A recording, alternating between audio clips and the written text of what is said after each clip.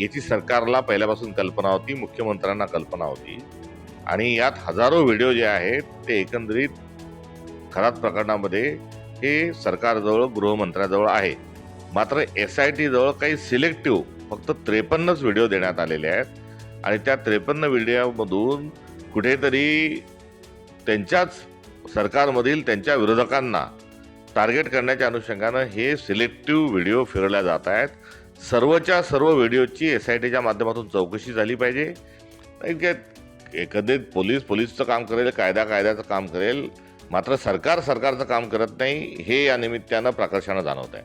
नाही, एकंदरीत यावर जे टीकेचं झोंड उठत असताना महिला आणि बालकल्याण ज्या मंत्री आहेत त्यांनी शोषितांना, पीडितांना जाऊन जो दिलासा देण्याचं काम आणि त्यांच्या पाठीशी उभं राहण्याची भूमिका त्या घेत नाही आहेत आणि त्यांनी काय बोलले नाही बोलले हा विषय आपल्या ठिकाणी आहे, मात्र त्यांनी चुप्पी साधलेली आहे. त्या या प्रकरणात कुठली भूमिका घेत नाही, हे खरं आहे. खरातांच्या एकंदरीत त्यांनी जे कांड केलंय याची सरकारला पहिल्यापासून कल्पना होती, मुख्यमंत्र्यांना कल्पना होती आणि यात हजारो व्हिडिओ जे आहेत ते एकंदरीत खरात प्रकरणामध्ये हे सरकारजवळ, गृहमंत्र्याजवळ आहे.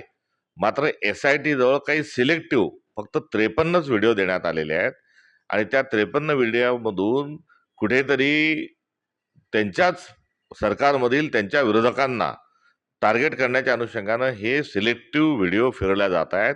सर्वच्या सर्व व्हिडिओची SITच्या माध्यमातून चौकशी झाली पाहिजे आणि फडणवीसांनी असे सिलेक्टिव्ह व्हिडिओज का दिले आणि बाकीचे व्हिडिओ का दाबून ठेवले याचा खुलासा केला पाहिजे.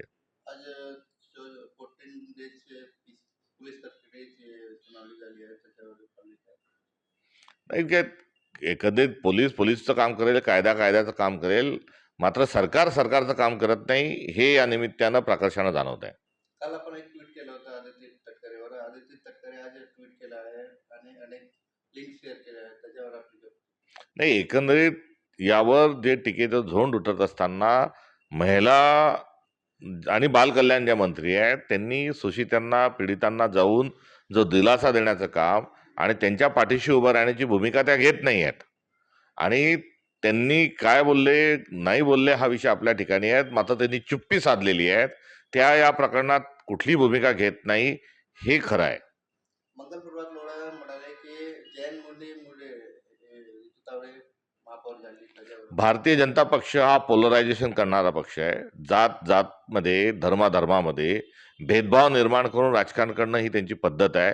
गेल्या अनेक वर्षांपासून हिंदू, मुस्लिम, दलित, सवर्ण अशा पद्धतीचे वाद करत असताना पुढे जाऊन मराठा, OBC हाही वाद भारतीय जनता पक्षाने केला आहे आणि या जातीवादाच्या एकूण सर्व या जंजालामध्ये आता जैन आणि हिंदू अशी एक रेष ओढण्याचा प्रयत्न हा सातत्याने होत आहे. आम्ही या सर्व जातीवादाचा धिक्कार करतो, निषेध करतो.